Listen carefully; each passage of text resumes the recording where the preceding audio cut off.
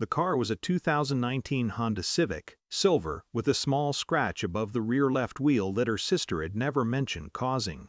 She had signed it over 14 months ago, during a period when her sister was between jobs and between excuses, and the arrangement had been presented as temporary in the way that only permanent things are. The venue deposit was $4,200. The rental payments, $3,600 across 12 months, had come out of an account her sister didn't know the balance of because her sister had never thought to ask. She kept records, not obsessively. Just the way people keep records when they've learned, slowly, that generosity without documentation is just a story the other person gets to rewrite later. The wedding invitation, or rather, the absence of her name from it, arrived the way most quiet humiliations do, sideways. A forwarded email. A guest list her sister had sent to the coordinator, copied to her by accident. She read it twice, then she made coffee and read it a third time. She called her sister that evening, not to argue but to understand. The call lasted 11 minutes. In the first 4, her sister explained that the venue had a capacity issue. In the 5th minute, the story changed to seating arrangements. By the 7th, her sister said the words that ended something between them, not loudly, not dramatically, but with the particular carelessness of someone who has never believed in consequences. "You're so cheap and selfish. Honestly, you're a coward. I didn't want that energy at my wedding." She didn't respond. She listened to the silence she was expected to fill with apology, and she didn't fill it. She said, "Okay," and ended the call. The spreadsheet took 20 minutes. She was precise about it. Not surgical, not cold, just exact, in the way that people become exact when emotion stops being useful. Venue deposit, still charged to her card, $4,200. Monthly rental on the car she'd signed over, $3,000 across the remaining term. Invoice total, $21,500, which included the vehicle's fair market value at time of transfer.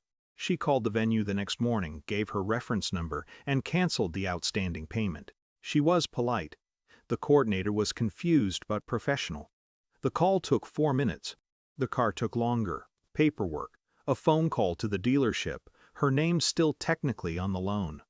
But it moved forward. Things move forward when you've made a decision quietly and without the need for an audience.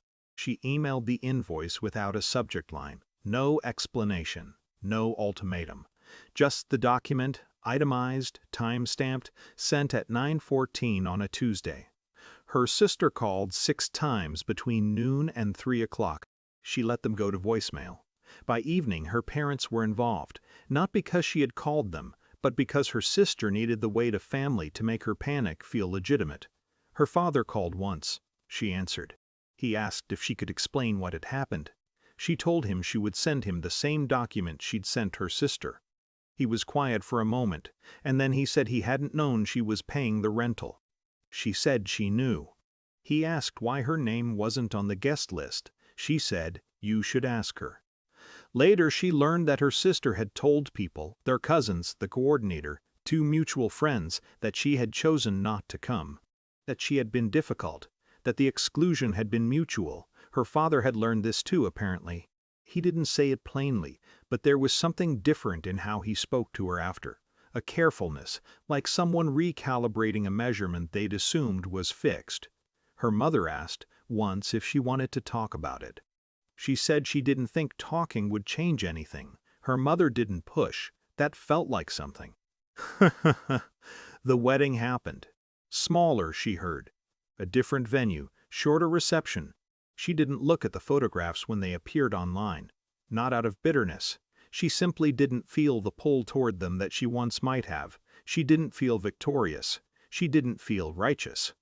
She felt the particular quiet of someone who had finally stopped paying, in every sense of the word, for something that had never been hers to carry.